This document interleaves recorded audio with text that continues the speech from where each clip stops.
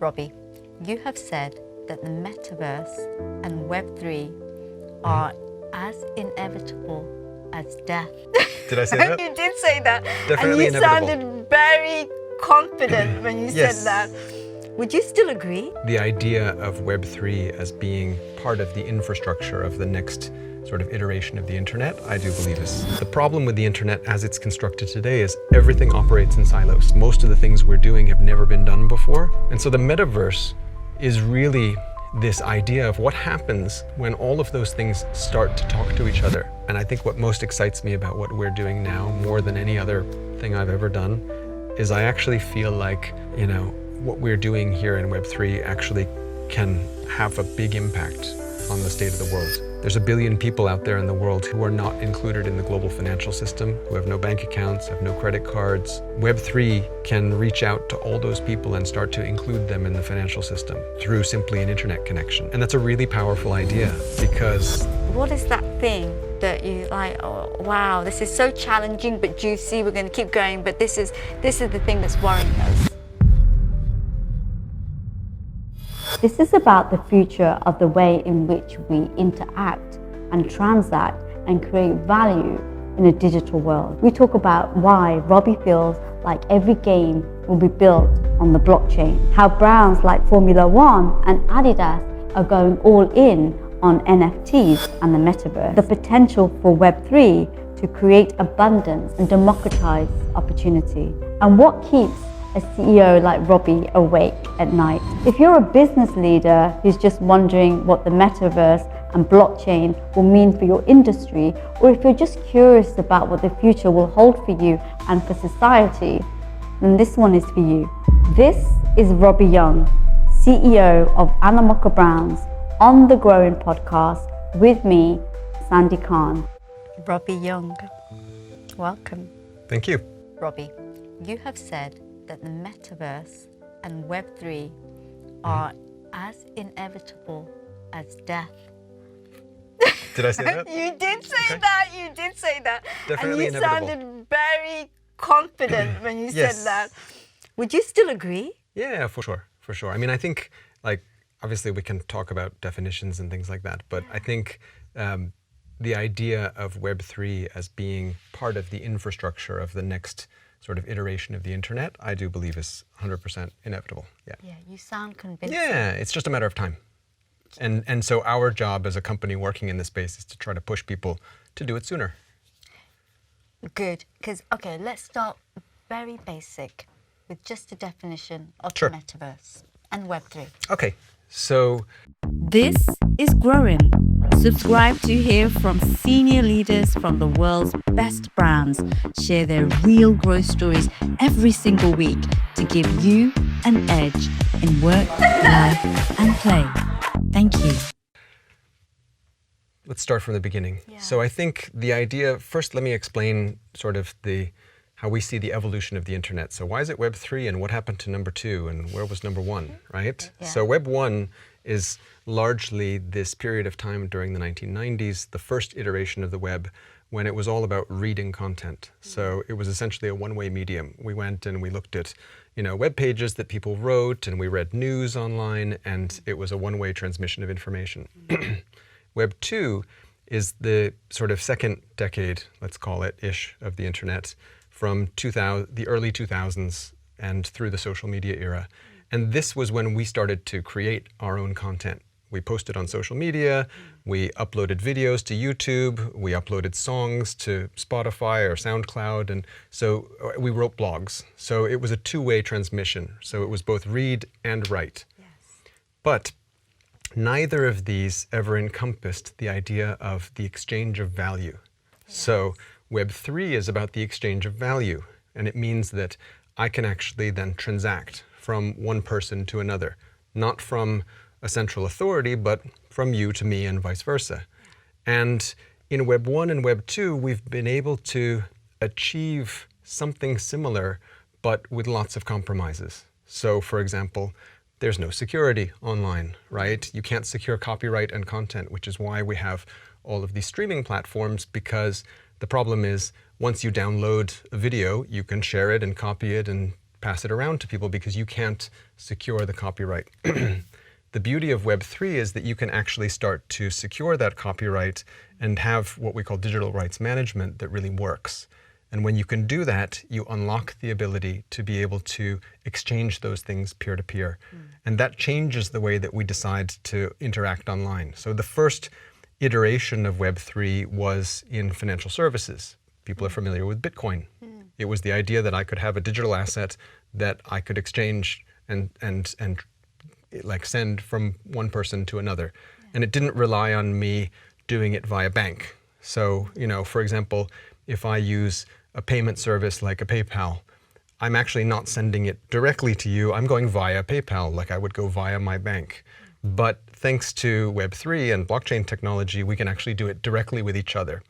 And the result of that is not just the democratization of the ability to do that, but a dramatic reduction in cost. And that's the big thing. Because when you have to have trusted intermediaries in order to compensate for the lack of security in the technology, fees go up.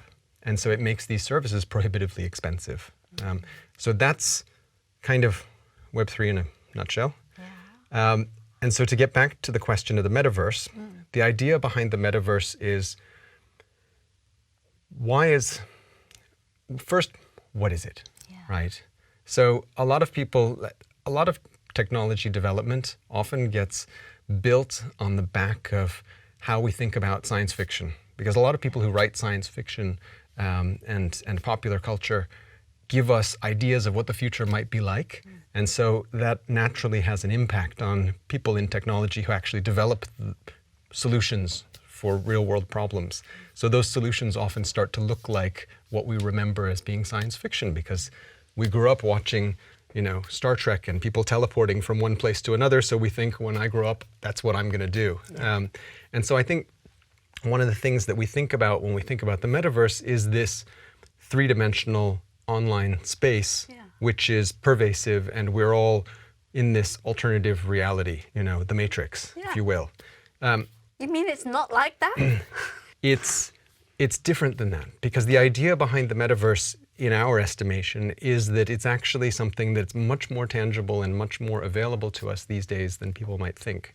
The idea behind the metaverse is to have some type of digital space where we spend a tremendous amount of time and we can do all of the things that we do in the physical world. We can play, we can work, we can entertain ourselves, we can learn, we can, you know, do chores, what have you, but you can do them in digital space. Now, today we already do lots and lots of those things on the internet.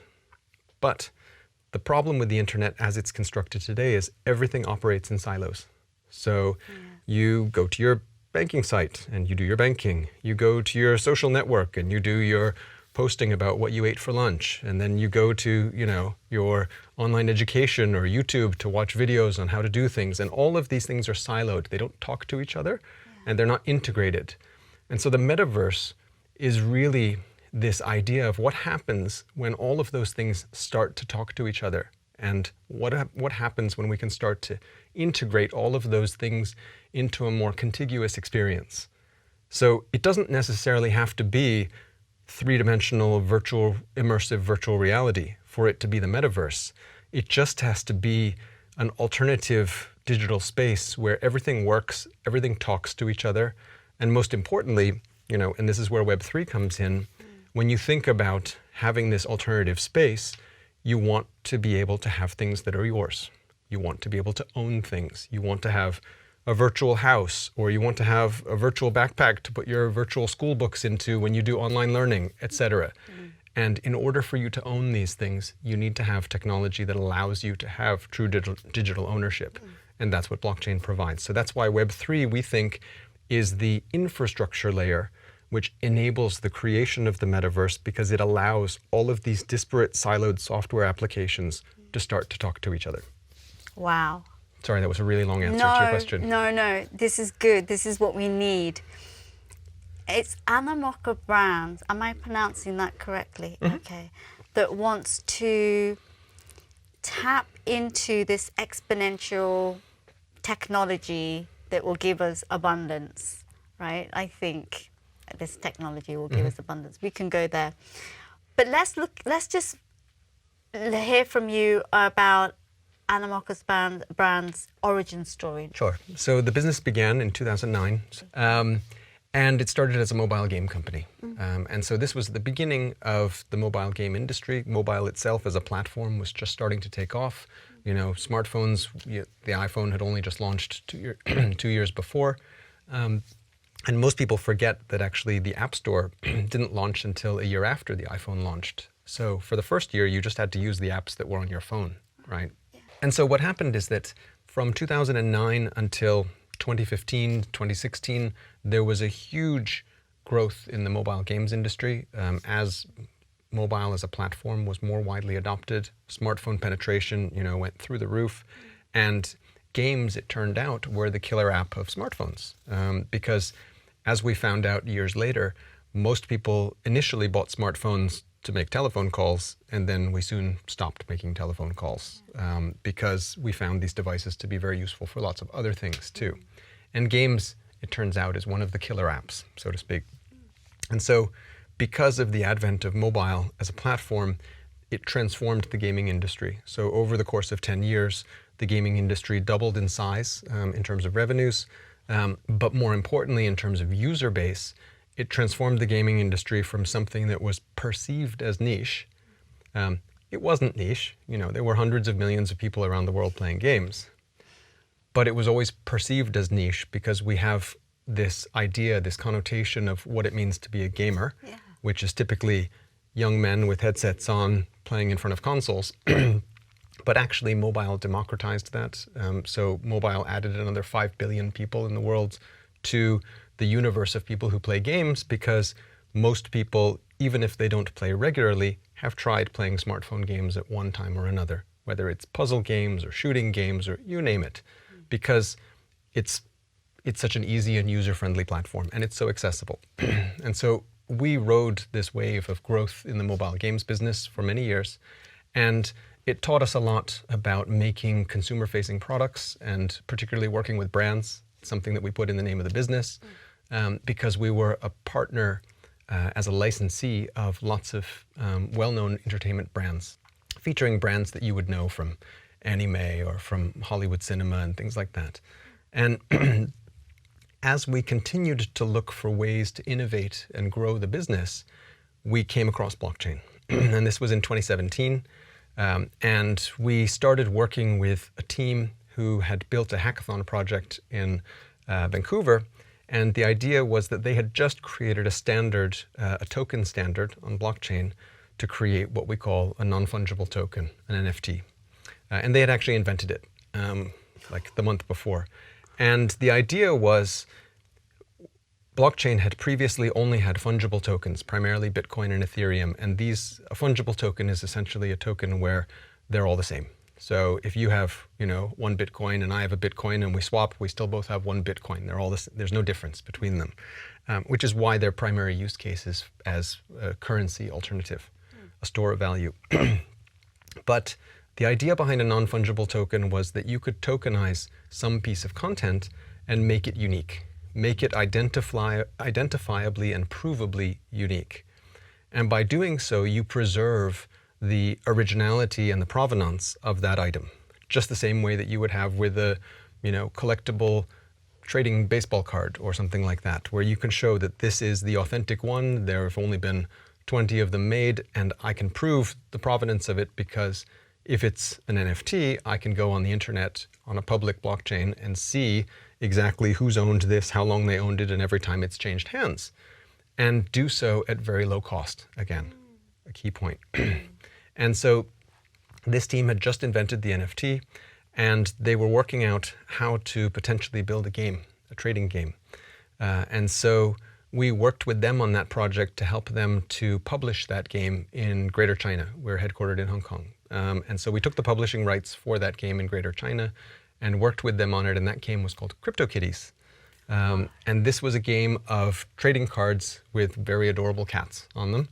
And it became a little bit of a sensation at the end of 2017 and famously brought the Ethereum network grinding to a halt during Christmas in 2017 because there was so much trading activity because I think it really caught people's imaginations who were within the burgeoning Web3 sector that, look, here's a really great use of another way we can use this technology that we already love. It's not just about, buying Bitcoin. We can do lots of other stuff with it. And this is the beauty of Ethereum, because Ethereum gives you essentially a programmable layer, what we call smart contracts, so that it's not just, you can basically create whatever type of use case for tokens that you like.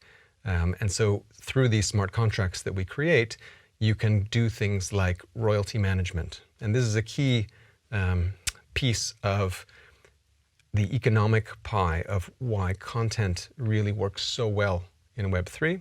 Because what you can do with a smart contract is you can essentially say, when I sell this piece of content, this CryptoKitty trading card, I can determine what the royalties are, and I can determine how the royalties are shared, and I can pre-program who the royalties are shared to. So for example, if you create, if you write a book, I can tokenize that, and then the royalties will automatically, when it transacts on the blockchain, be sent to you in the amount that you pre-program. And you can pre-program, a waterfall where the royalties diminish over time. You can do whatever you want. It's programmable.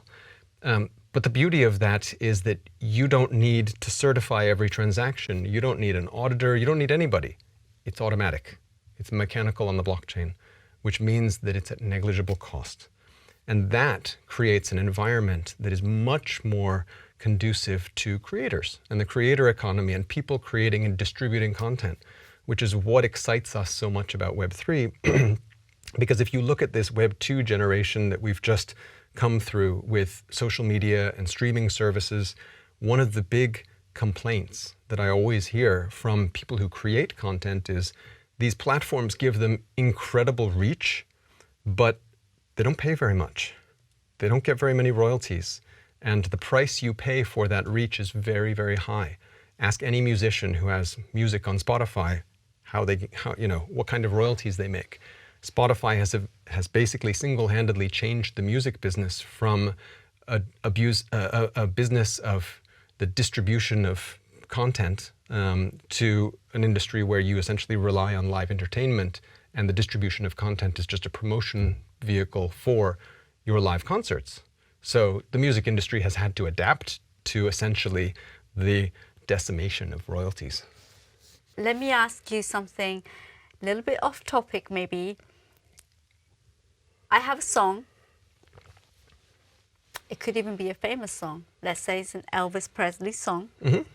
Could it be fractionalized and the royalties sold with NFTs?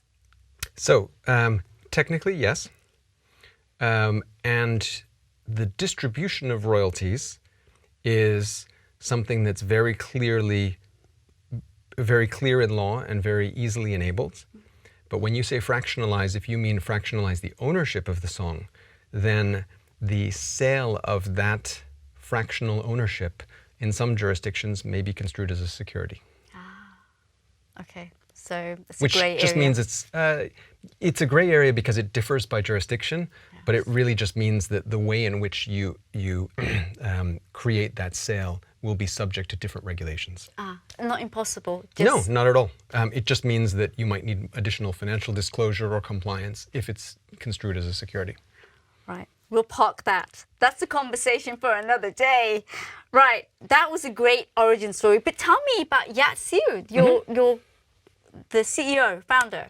So he's the founder and executive chairman of the business. He and I have been friends for a very long time, 25 years, since the Web 1 era. So we actually had our first web startups at around the same time in Hong Kong, where I lived at the time.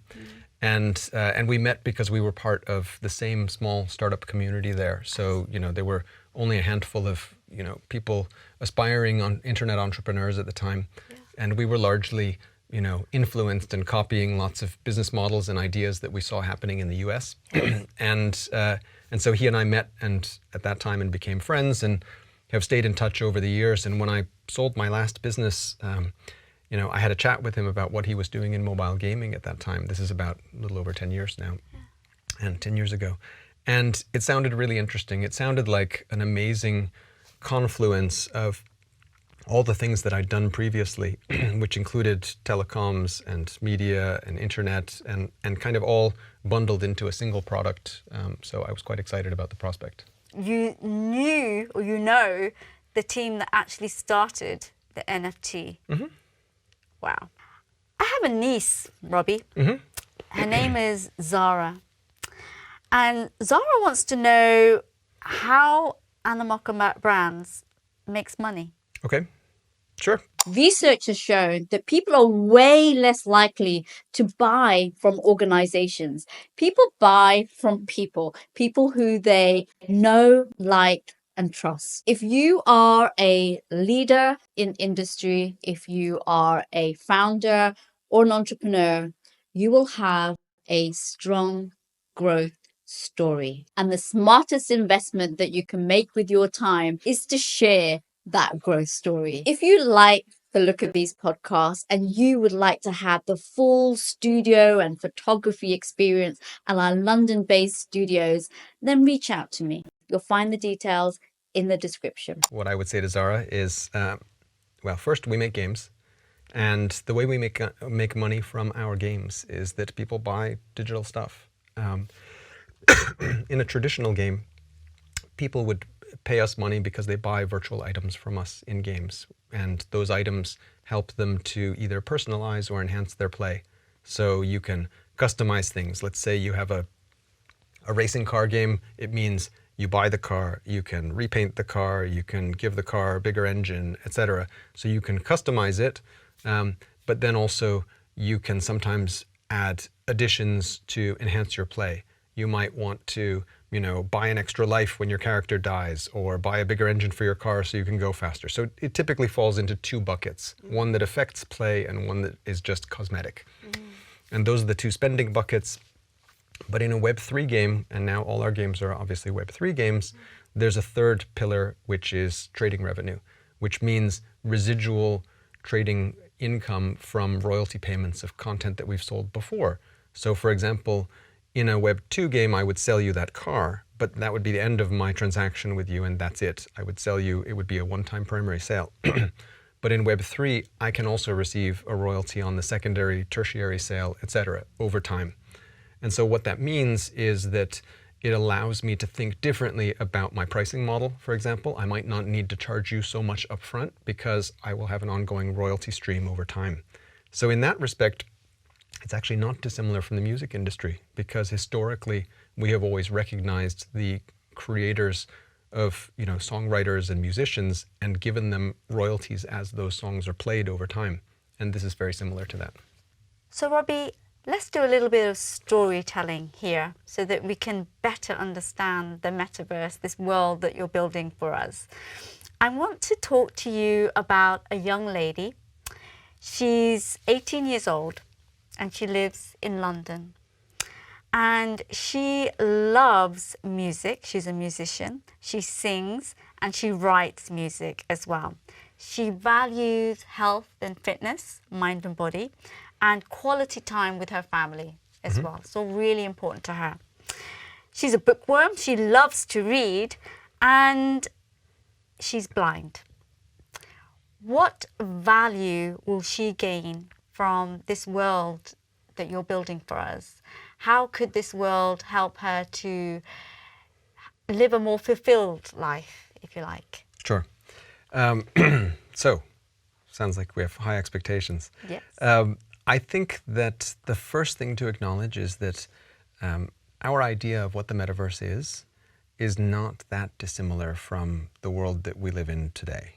And I think that's a very important point, because what we're suggesting is not really that we have some incredible revolutionary technology that's completely different. The idea is that we're actually just making a kind of incremental but generational change in the technology that we already have today. So for most people, they already spend the majority of their day online. I'm not sure what it is in London, but where we are in Asia, 10 hours a day, probably on average, people spend online. And if you think about how you use social media, your email at work, whether you're doing online shopping or, you're doing online research for work, you're probably online for many, many hours of the day. And so that part of your life is not going to change.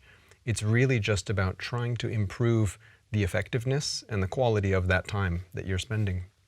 And so I think in her case particularly, because she is a creator, as we call it in the creator economy, that is something that will be hugely impacted by what we're suggesting for the open metaverse, this metaverse which has Web3 at its foundations.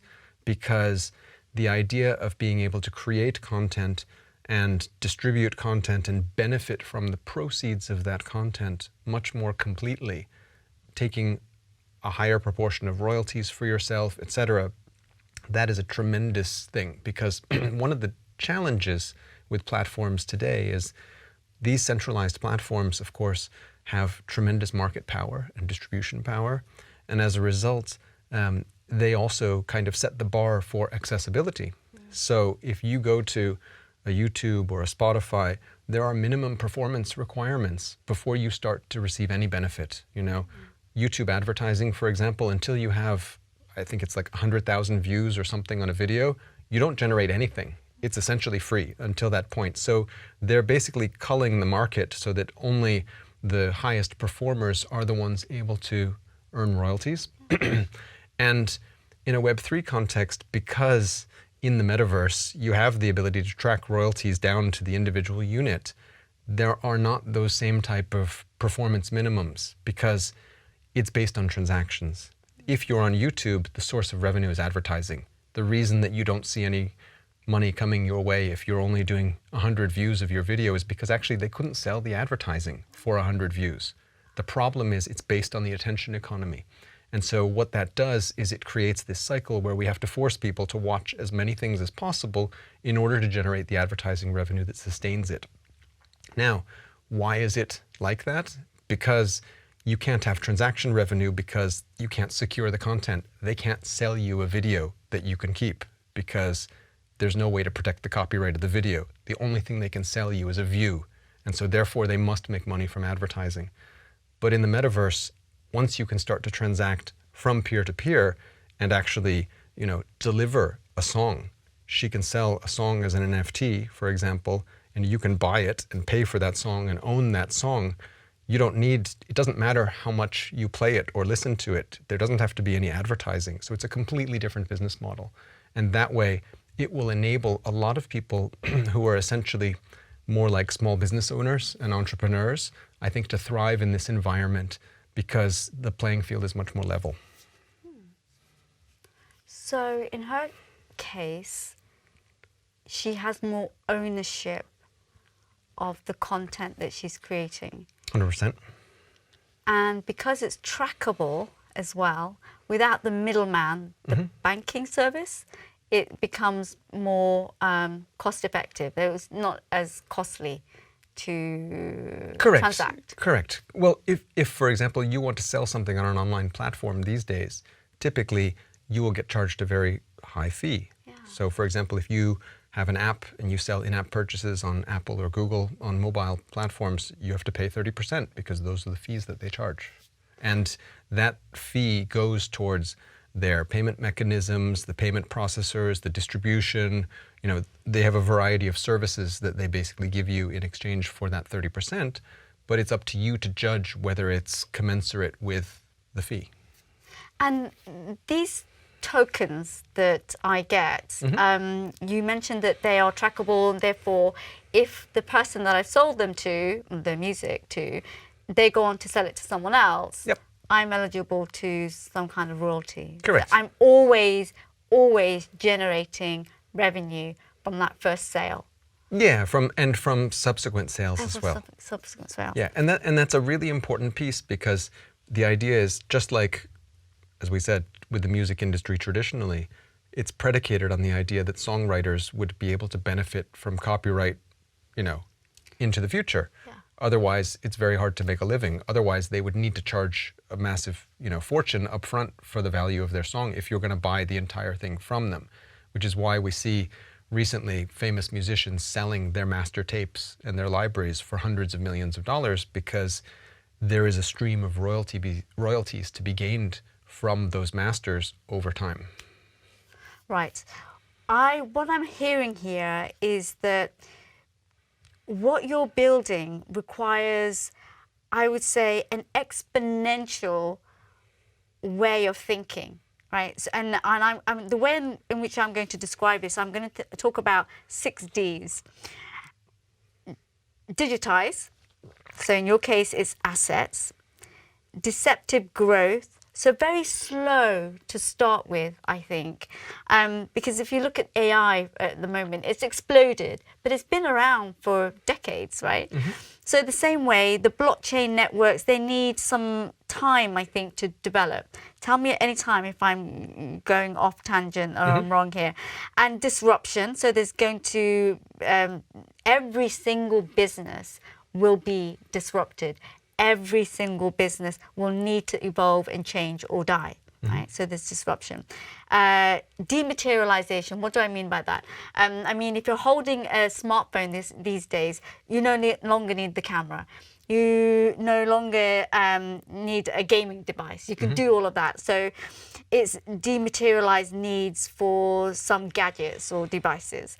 And demonetization, so accessible and free to everybody, and democratization, so for everyone, everywhere, decentralized for the benefit of everyone. That to me sounds like I'm describing the metaverse. You would agree?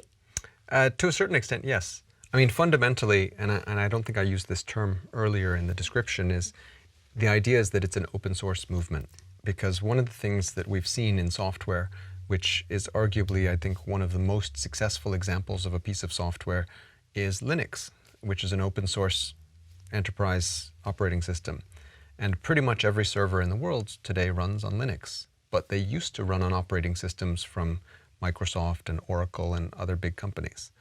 And Linux came up as an open source piece of software that was created by the engineering community originally. And the idea behind open source is that it's public. Everybody can contribute to the code and share it and benefit from it and use it. So you can use it for free, but you can also contribute to it. It's a public good. And it was always scoffed at by the traditional software establishment because they said, well, nobody's responsible or accountable for this. It's not like it has a company behind it, right? But the reality is that open source actually works really well because no company in the world is big enough to compete with the world's engineers contributing to an open source project. You know, there are tens of millions of engineers who contribute code to these projects because they enjoy it. It's their passion. It's their hobby. You know, it's a problem to solve. People, you know, particularly engineers, love to solve problems. And so how can we bring this spirit of the open source movement into what we do on the web? Well, that's what Web3 has done, because the idea behind Web3 is that fundamentally we can all benefit more from cooperation and collaboration than from trying to build solutions in individual silos and constructing business models predicated on the idea of keeping my users trapped within a silo. But in order to do that, it's a little bit like globalization. You have to make this assumption that countries will be better off if they have trade agreements between each other rather than just trying to compete with each other and fight over everything. So it requires a shift in mindset. Oh my gosh, mindset, a shift in mindset. We'll go there. So what's the biggest opportunity that you see right now? You saw it in gaming initially, but going forward, what's the biggest opportunity that's going to give you exponential growth opportunity? The reason we came at this from gaming is because the exciting thing about the transition to Web3 is the idea that we moved to open source, fundamentally. We changed the way that software applications work, and we enable digital property rights. Because once you can start to prove the provenance and you can secure digital assets, you can then create digital stuff that people own. And so we go from a world where, you know, we all spend 10 hours a day creating content for the internet, and theoretically it all has zero value, right? It's worthless, which is kind of a funny thought when you think how much time we spend creating content for it. but it's actually not worthless to some. You know, Microsoft and Facebook and Google have done quite well, but it's worthless to the rest of us. And so how do we transition from a world where we are basically these digital serfs just providing our data to big companies to one where we can take much more ownership over the end product? And if we think about being able to create digital assets, once you can secure the ownership of digital stuff, you can start to build asset value on top of it. And you can start to then generate wealth. And that's really important, because if you think about, you know, property, there's the biggest asset class in the world. You know, there's a big difference spending your money on rent every month versus spending your money on a mortgage for something you own, because you're generating asset value. And once you have that asset value, you can pass it on to your children, you can remortgage it and buy a car. It transforms your life, whereas rent just continues to go out the door and benefit your landlord. And that's the world of software that we've lived in for the last 30 years. We're renting Google. We are. And Meta. Mm-hmm. How can we make blockchain and metaverse experiences as easy to use as logging on to Gmail? So I think that we're actually almost there. They have been notoriously fiddly in terms of user onboarding. And I think part of that comes from the fact that we're dealing with new technology. And so in integrating new technology that is open source, as I mentioned, it's inherently more difficult than building a closed platform where you control everything. And so if you think about a paragon of the tech industry for ease of use and user onboarding, Apple. It's their hallmark as a brand that Apple's products just work and they're easy to use. I'm a customer, you know, I use them for that reason. But it's also because they have maniacal control over everything that happens in that ecosystem. And so there is a benefit of ease of use, but there's also a cost, right? Because you can only do things the way Apple wants you to do them as a customer or as a developer on their platform, because the rules are very, very rigid. And so you sacrifice a lot in exchange for that ease of use as well, which is why you'll notice that a lot of people who enjoy technology, they may program a bit on their own, they tend to use other technology platforms where they can modify it more and they can, you know, customize it more because they don't want to just have the rigid structure of easy to use but can't really change anything about it.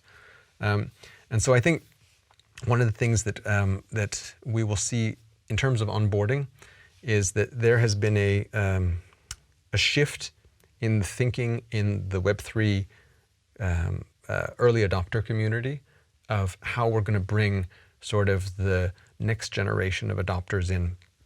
Because the early adopters are always willing to jump through hoops because they love this new technology. And if it's a little bit more difficult and you have to click 6 times and go to this website, that's fine. Because they're interested in the goal of figuring out how to do something that's part of the challenge to them. And so in blockchain, one of the challenges there was something that we call this public key encryption, which is the encryption behind crypto, right? And so in order for everything to be secure, you need to hold your private keys. And your private keys are essentially a very, very, very long password.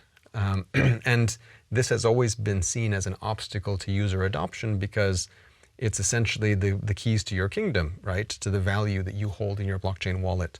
And so there has been a view in the industry that you must hold your own keys and self-custody your own assets, meaning I own all my value, whether it's a bunch of Bitcoin or a bunch of game NFTs or something, and I hold them in my wallet and I keep them. So it's my responsibility to hold them. If I lose them or I lose the keys to get into my wallet, that's it, right? You lose the code. Correct. Which is no different than in the physical world. If I have a safe in my house and I forget the code or the keys, that's it. I need to call somebody with a big saw or something like that, right? And so I think that that solution was okay for the early adopters who didn't mind this feeling of, you know, I'm going to have complete control over my data and my information, and it's completely the antithesis of what we've had in the Web 2 world. But I think for the majority of users, they don't really care, to be honest. They're comfortable with, you know, the bank having all their money. They're comfortable with, you know, YouTube knowing keeping all their family videos, personal videos, but on private mode and things like that. They don't mind releasing some of that control in exchange for convenience or security or, you know, something like that. So I think the solutions are going to be much more what we call custodial solutions, which means that an intermediary will hold on to my NFTs for me in exchange for, you know, because there are certain things you want to possess yourself and there are certain things that it's just not worth it. You know, if you have £5 worth of game NFTs in my game, then you may not want to go through the rigmarole of having to keep them yourself, just keep them in the game, right?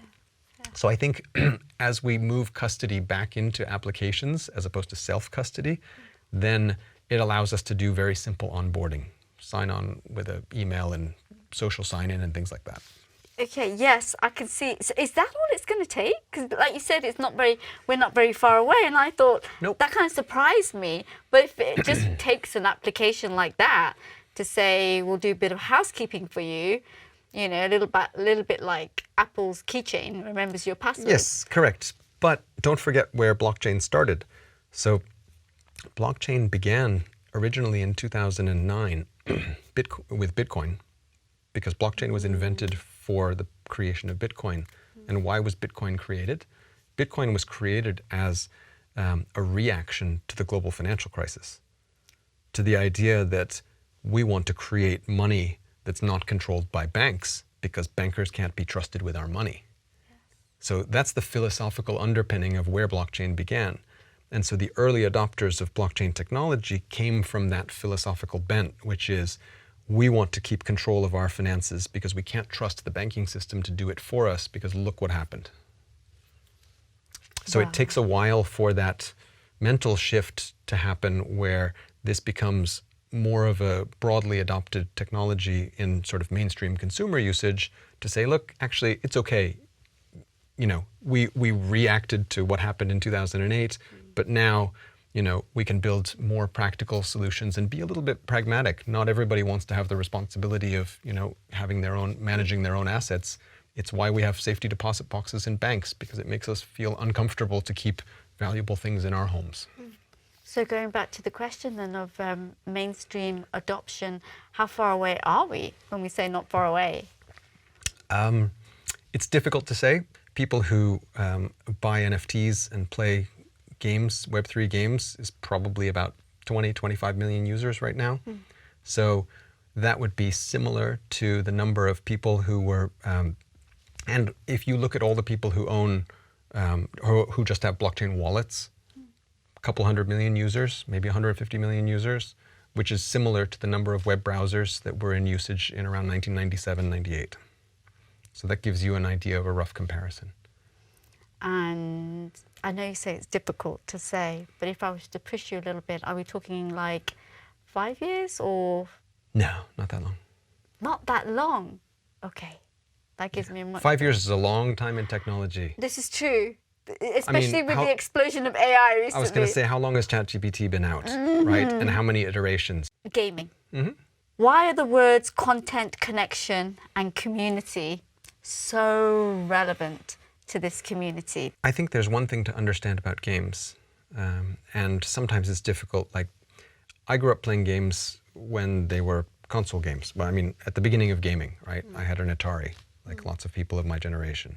And these were single-player and sometimes two-player games, and they were niche for hobbyists and often kids. So I think first we acknowledge that gaming is a universal. 5 billion people in the world play games, so gamers are all of us. So that's number one. Yeah. Number two, the younger generations who have grown up with very sophisticated multiplayer games use those games as environments to socialize. So in much the same way that, you know, when I was young, I would have played football outside with my friends, right? Young kids these days do that, but they also play online games together. And all those online games these days often have voice channels or video, and they can chat with each other while they're playing. So it's really not dissimilar to other types of group activities, sports, etc. but you're just shooting zombies or something like that, right? And so I think that kids are just, this is their social space, or one of their social spaces where they increasingly spend a lot of time. And so that's why the aspect of community is very important because like social media networks or other online spaces, games are a very key online space where people socialize and spend time, which means that the connections that they make in those games can be built upon because they will then start to want to do other things. And this is where we get into this idea of the metaverse, because you may enter through gaming or enter through commerce or enter through some purpose, but you'll stay because you can do other things. And so that's why it's important that all of these applications start to talk to each other, because you may be playing a game with friends, but then you're like, okay, well then why don't we just stop and let's go watch a video together. And so if you're in that online game space, you'll want to transition to the online video space because you're still just hanging out together, entertaining yourselves together. And so those online spaces should connect. If I have an online persona in the game, why can't I bring that persona with me to the video that we watch together, to the virtual theater where we watch a video, because that's my persona. And then you get to the fundamental, which is you need to be able to bring that thing of value, that identity from place to place, because once you own your own digital stuff, you expect, like the physical world, that I should be able to do what I like with it and bring it from place to place. And the problem is that in Web 2, you can't. If you are in 5 different social media, networks, you have to have 5 different accounts. You have to have different personas and different stuff everywhere and buy everything multiple times. And that doesn't make any sense. So I think we're starting to talk about interoperability. 100%. But gamers are a particular, in the nicest sense, a particular breed, okay? And in some ways, they're quite traditional. They have quite a linear way of thinking. No one likes change anyway. But I mean, I think they were even opposed, I hear, to even like mobile gaming, which is everything now. So how would you get hardcore gamers to, I think you've just explained it really, it's that interoperability. If I'm here already, why would I leave it? But let me ask you the question anyway. Sure. Hardcore gamers, how would you get them to adopt the blockchain and everything on the blockchain? So I think that the first thing to recognize is that the gaming community is obviously pervasive, which means that it's very diverse. And you've got all kinds of people in the gaming community. You have nice people, you have mean people, you have big people, small people, whatever. And so because of that, you'll get a diverse array of opinions. People who don't like change in any segment of life tend to be vocal minorities. We see that in everything from politics to gaming to you name it, right? People complain a lot about change because I think it makes people uncomfortable. They often are more comfortable with something that they understand, and usually their objection to change is mainly grounded in a lack of understanding of what the future holds for them and their place in it. And so I think in gaming, one of the reasons that gamers objected originally to mobile as a platform was because they were accustomed to a particular type of experience, and this was driven by console gamers. So they were used to TVs, and TVs have gotten bigger and bigger over time, so the screens have gotten bigger and bigger. And so the first thing they said was, well, why would you ever play a game on a screen this small? That makes no sense, right? It's like, well, imagine watching a video on a screen this small. Crazy idea, right? And now most video is consumed on mobile. But those kind of objections really are just about how do you adapt content for a new medium. So what happened was the first, I would say, broadly successful game on mobile was Angry Birds from Rovio. And the reason that Angry Birds was so successful was because it leaned into what mobile does well, which is swiping. Swiping is a new mechanic on mobile that didn't exist before, right? But original games on mobile for the first couple of years, I don't know if you recall games on mobile, but they were designed after games on other platforms, meaning you paid to download the games. So games would cost you £5 or £10, and you would pay once to download a game. They're called premium games, whereas that business model is long dead. right? Now games are freemium. They're free to download and you pay for things in games. But it took a while to transition to that model. Originally on games, they tried to imitate or mimic joysticks. So you would have a virtual joystick on the screen and you would press it or move it, and it didn't work. Games were clunky that way. But as soon as Angry Birds came out and people started swiping, it was really fun because it was a very natural thing to do on this little screen. And so it was more about how do I adapt the content for this new medium to make it really fun. And that's much more important because at the heart of it, games are about entertainment, so they need to be fun. It's just that people often forget that Angry Birds didn't actually come out until, I think, 2011. So it was 3 years after the App Store came out. So it takes a while for these changes to happen and for people to innovate content. So would you say the smartphone has helped the gaming industry to explode, to grow exponentially, save the gaming space in a way? Because there are way more mobile users in Yes. the world. Yes, oh, by far. So it doubled the size of the gaming industry. Right. It increased the scale and scope of the number of people who play games. And I think most importantly now, this is something that many people outside the industry are not aware of, but gaming is by far and away the biggest entertainment medium. I mean, if you take feature film, cinema, music, television, add them all together, dwarfed by gaming. Yeah, it's crazy. My niece Zara is back and she wants to know more about the NFT. Can you explain the NFT in a little bit more detail for Zara? Sure. So an NFT, which I guess I'm not sure, I think the jury's still out whether it's a great term or a terrible term, because ultimately it's an acronym for a piece of a technological description, right? It's a non-fungible token, meaning a token that's unique. An NFT is essentially a way to tokenize a piece of content to make it provably unique and real. And so the idea is that really an NFT is not anything, because anything can be an NFT. Meaning an NFT can be a video, it can be a text file, it can be an audio file. You can link an NFT to a physical object. I can make my glasses into an NFT if I want, right? As long as I have a way to connect them to a physical object. So you can use that NFT essentially as a proof of ownership for anything, right? And so how we use it in games is we use it for in-game items. So whether it's a sword or a car or a dragon, or it could be a soundtrack, that's an NFT. A soundtrack. Sure. Or a piece of music.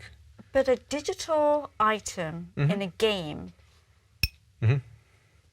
this is just my basic thinking. It's not something that I can touch. You said it's an object. That's not an object. Yeah. So it's a digital, yes, so it's a digital item, but you can use NFTs to represent anything. So it can represent digital things or physical things, up to you. Okay, I just take that digital object and I use it in whatever game I'm playing. I can buy, okay, I do get that. Yeah. So then, Gary, but go so on. the way people play games, as you know, they buy virtual currency and they spend the virtual currency to buy virtual items. Yeah. So the virtual currency are fungible tokens. So we tokenize those as Bitcoin or Ethereum or some in-game token. Lots of games you play will have diamonds or gold or some kind of what we call soft premium currency inside the game. Right. And so we tokenize that. And then we tokenize the in-game content as NFTs. So the items, the objects that you play with in the game, whether it's a house or a car or a sword or a dragon or what have you. And so those items are NFTs. Do gamers love NFTs? I hear conflicting feedback on that. And you tell me what your thoughts are. You're going to say no, NFTs are all the way to go. And so does Gary Vaynerchuk. And let me tell you what Gary Vaynerchuk says. He says, and I mentioned his name because he's obviously well known by our community. But what he has to say is that he will say that NFTs, he will encourage businesses to start exploring and start educating themselves and start experimenting thoughtfully and provide real value through their NFT offerings. And he himself has a little collection of NFTs since 2021. And so he's saying that NFTs and crypto are integral part to the future of business. Like you cannot afford not to have an NFT and a crypto strategy in the next 5 to 10 years. And that's a pretty strong message from someone like Gary. So I think you would agree, right? So let's look at some of the brands that you're working with and how they are going into the NFT space. Formula One, Atari, Adidas, Ubisoft, Nintendo. And these are just a few examples of large brands that have chosen to partner with you, Animoka Brands, right? So let me take you through some burning questions that I have about why these brands are doing this. First of all, how do you even select the brands that you want to work with? So I think there's an important clarification to make, which is because the NFT can be anything, it's not actually something, if that makes sense. Meaning, it's not like a new product. It's just a way of doing whatever you're doing, but better. Yes. So in that way, it's very much like the internet in itself. The internet is a way that facilitates commerce, facilitates communication and connection, but it doesn't actually do anything new. We still talk to each other, we still buy and sell stuff from each other. It's just that with the internet, it's easier, it's cheaper, it democratizes things because it allows us to reach lots more people as a result, because previously when we wanted to sell stuff, we had to go outside our house and hope we lived in a place with enough people who would walk by to buy our lemonade or what have you. And so from that perspective, the same thing is true here, which is I'm not out to sell an NFT. I'm out to take your ticketing business or your loyalty program and put it on the blockchain because it will be much more effective and it will be much more valuable to your customer base and it will be much less expensive for everybody involved and therefore even more valuable if you use this technology instead. So just the same way that now, like in our gaming industry, we used to call online games 10 years ago because that was a feature, because the games before that were not online. But now they're just games. We take for granted the fact that every single game we can go online and play with our friends because that's just how games are made. And so Web3 is the same. It's infrastructure. So we're talking about it now because it's a little bit of a feature, because it's novel, but this period will pass and it will just become part of the fabric of how we conduct ourselves online. Okay. But why do you work with brands that you work with? Sure. We work with brands the same reason anybody works with brands, which is it's a vector for adoption, right? Yeah. Because what you want is you want to be able to spread this technology as broadly as possible, because ultimately, especially in Web3, where there is a benefit to sharing, you want to enable these network effects. The more people that are in Web3, the more everybody in Web3 benefits, because everybody's in the same system. And so you want to be able to try to increase adoption as much as possible. And one of the best ways to do that is through companies that have great brands that resonate with consumers, because it's a way for consumers to seek adoption. And so we work with, brands, as you said, brands like sports brands, for example. And the reason we work with them is because Formula E has lots of fans, and it's that way when they play our game, they will open blockchain wallets, they will buy virtual items that are NFTs inside the game, and they will come into the world of blockchain through that game.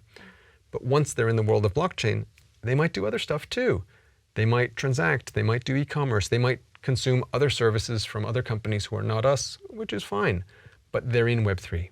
And so all of us in the Web3 community are just trying to bring more and more people into Web3, because then the possibility for people to consume our services increases.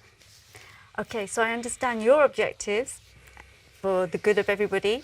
What are their objectives? I can guess what they are. Of the brands, yes. Sure. So of the brands, I think it's really about how, there's a few different things they're thinking about. So they're thinking about, how do I connect with a new consumer demographic, obviously, because the early adopters in Web3 are a specific type of demographic. And to be fair, have proven themselves to be relatively high-spending, affluent people. And so that's obviously a desirable demographic for most, brands. I didn't know that. But also because the technology really, we talk about it democratizing, don't forget that it also democratizes not just from the user's perspective versus those big centralized Web 2 companies. It does the same thing when you're a brand to the centralized Web 2 company. Because if you're a fashion brand, for example, you are just as beholden to social media platforms as the consumers on the social media platforms. It's only the social media company that's not beholden to anybody but themselves. And so the brand's interests are aligned with the users in that case, that they would prefer to decentralize some of that power because it gives them much more ability to have direct connections with their consumers.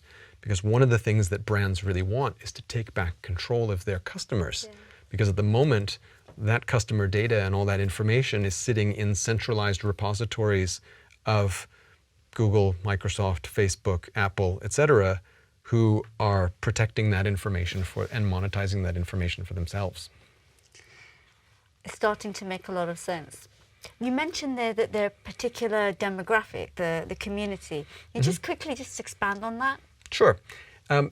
Basically, they're early adopters of technology, but also because people in Web3 tend to be, since it has its origins in fintech, because it began with Bitcoin, the early community of adopters tended to be more fintech heavy and obviously more financially literate. And so as a result, as a particular demographic, they tend to be relatively high income. But also, because Web3 is based on the idea of digital ownership, people spend more. Because if you think about what Web 2 represents, that's the rental economy. When I spend money in games, I don't actually own anything. The money just goes away. There is zero residual asset value. So as a result, I temper my spending based on what I can afford because the money just goes away. Every month when I spend £50 on playing games, I lose £50. I get entertainment in return, but I never get my £50 back. Now, if I'm playing a Web3 game where I own all those assets in the game, right, there may be games where I can win tournaments and things and actually maybe make some money, more than the £50 I put in. But at least if I decide not to play the game anymore and maybe the stuff in the game is secondhand and old and not so desirable, I can get something back for it. Just like in the physical world, when I used to buy video game cartridges for my console, I could go down to a store and sell a secondhand cartridge for, 10 cents on the dollar because it was a secondhand item, but there was some residual value to it because I owned it. So that's why in an ownership economy of Web3, people spend more to begin with because you know you're going to get something back at the end of the day. So this demographic are tech-savvy, financially savvy community, which actually makes them a really great talent pool as well. Definitely. How complex is it to create the NFTs in the first place with you? How easy or... To create an NFT is very easy. Anybody can do it. There's lots of sites you can go to and you can just make an NFT of something. I think it's about figuring out, in that today you can also go out and make a website and it's very easy.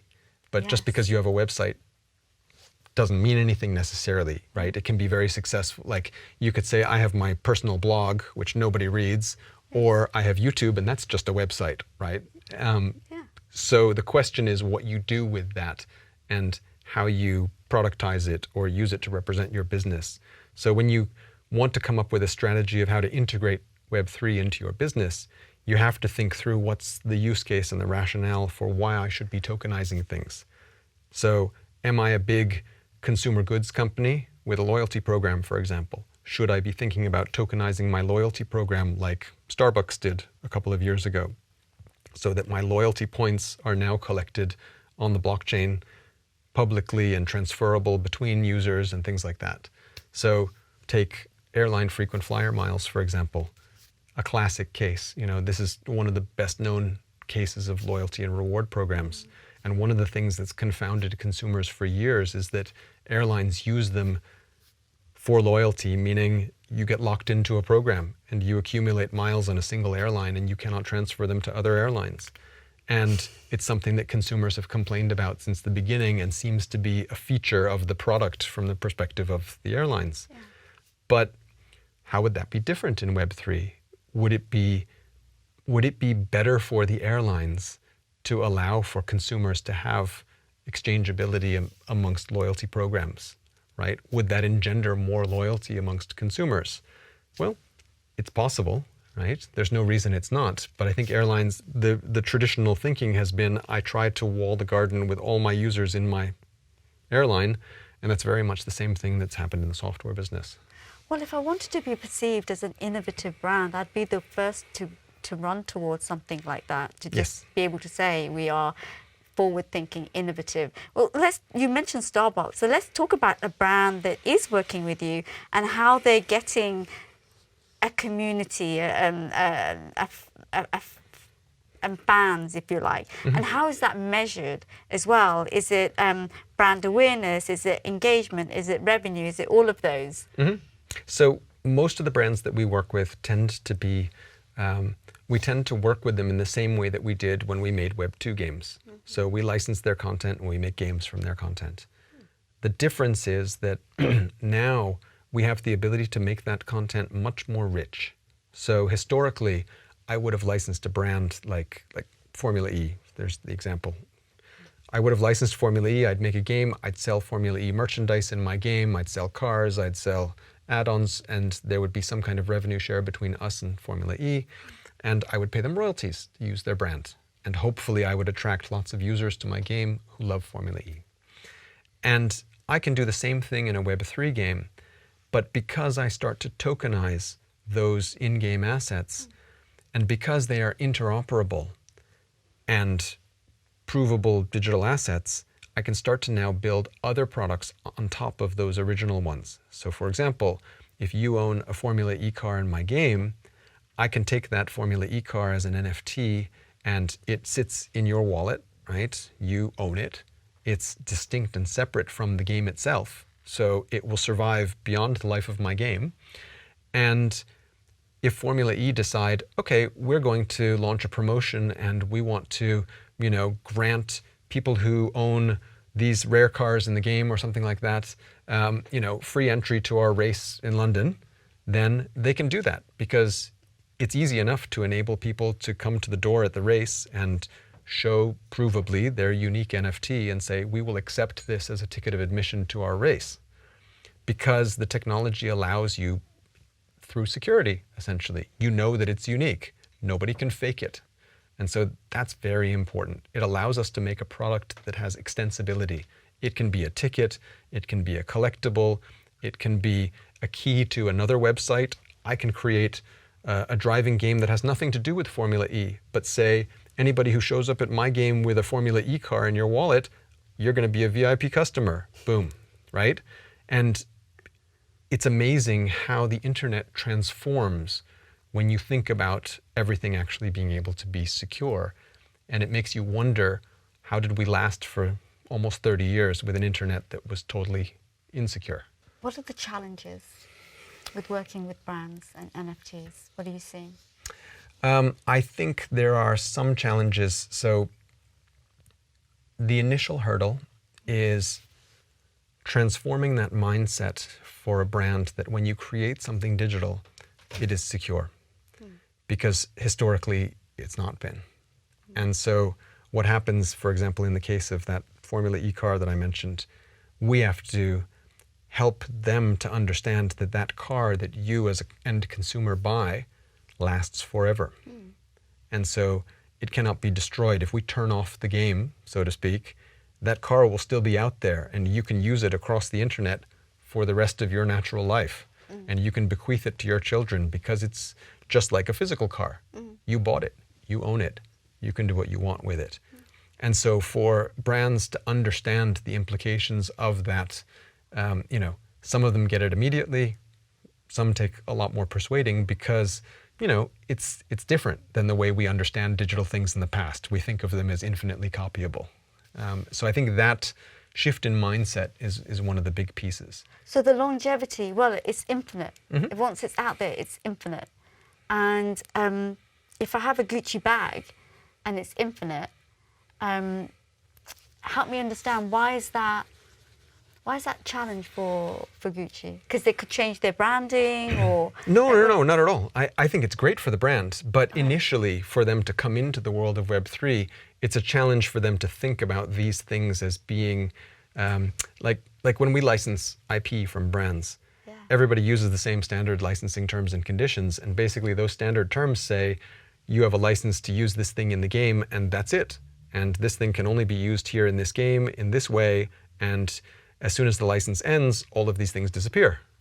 Right, it has a timeline. Of course.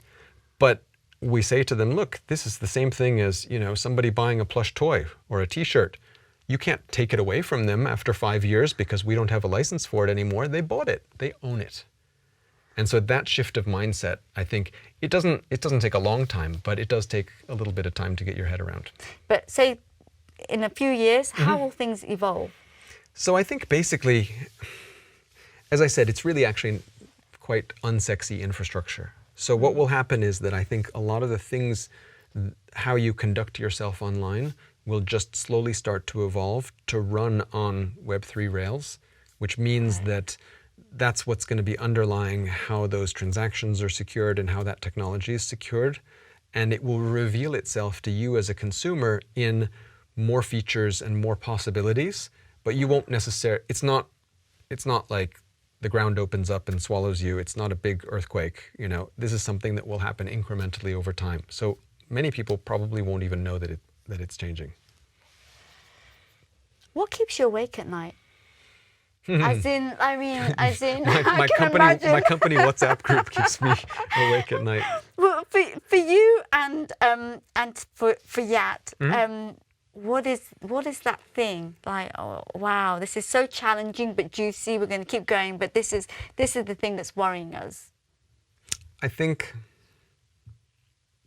probably scaling the business more than anything, because I think that the trickiest thing to balance is scaling a business and trying to stay nimble enough to keep innovating, because what makes you successful as a small business is not what makes you successful as a bigger business, where you have more overhead and more people to manage and things like that.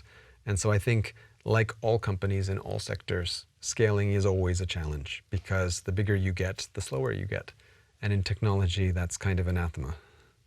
But also the forces that you're fighting, I'll just say fighting. Like you've got the Googles of the world, and you know you've got the Zuckerberg. How do you even begin? That's what I'm saying. Your mindset, your exponential thinking. Well, because also we don't feel like we're competing with them. What we're doing is we're trying to present a better way of doing things, and we're trying to encourage them to be part of that system.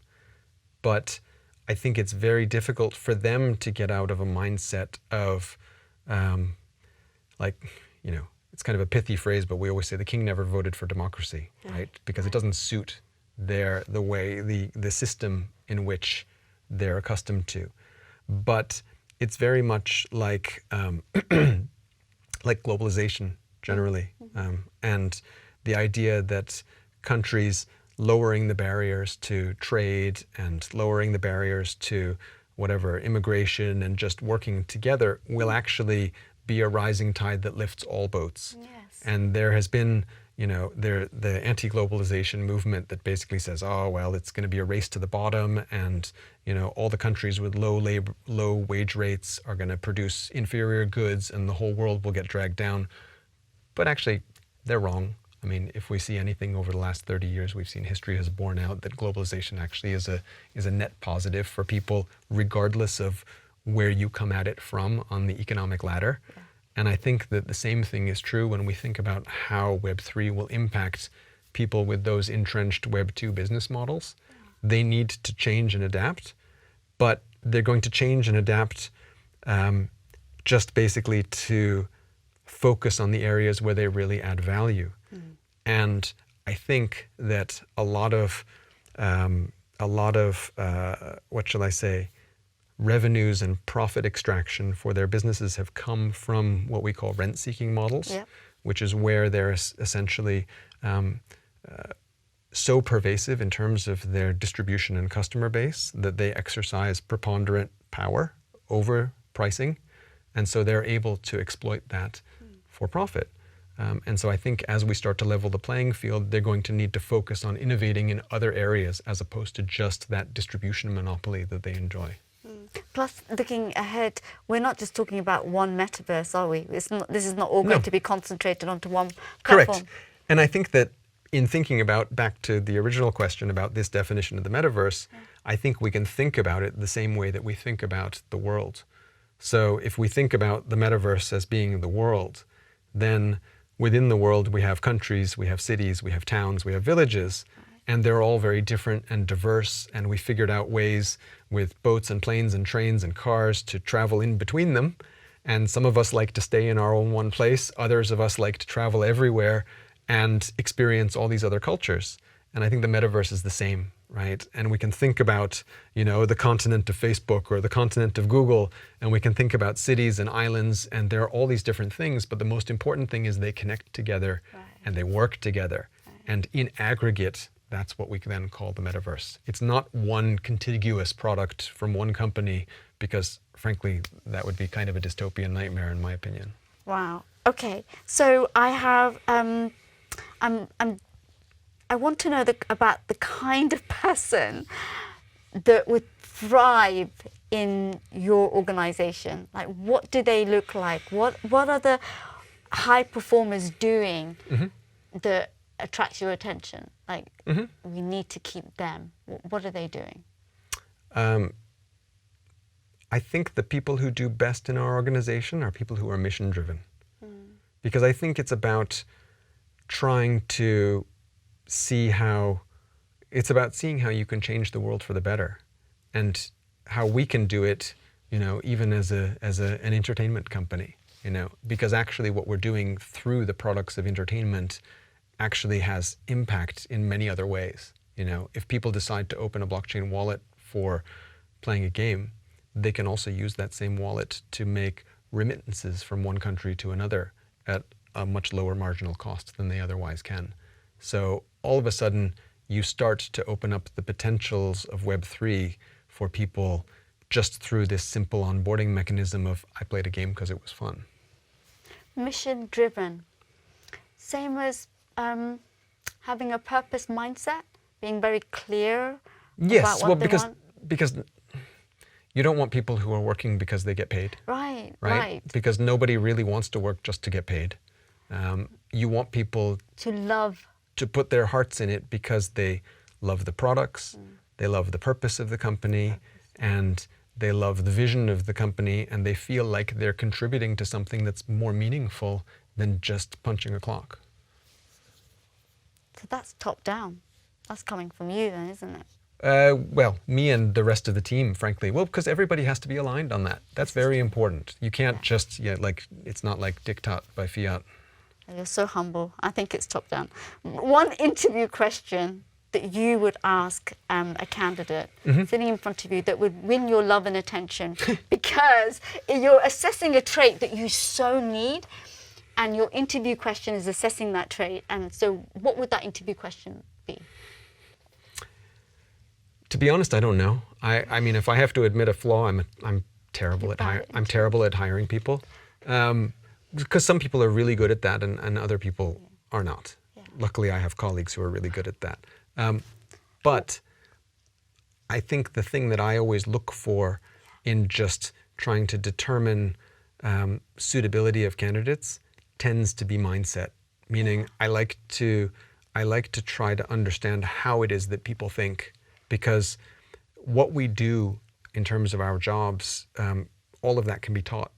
Right? So even if you're new to Web3, I can teach you what you need to know about blockchain, but you need to have a particular kind of open-mindedness and intellectual curiosity because what we're creating in terms of our products, most of the things we're doing have never been done before. Yes. And so therefore, you need to have that kind of mindset that allows you to seek new solutions and new ideas and to innovate. So curiosity, adaptability, comfort with ambiguity.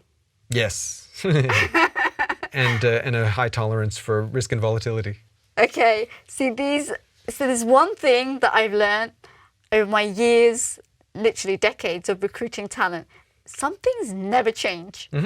And these are fundamental traits that keep coming up and up every time.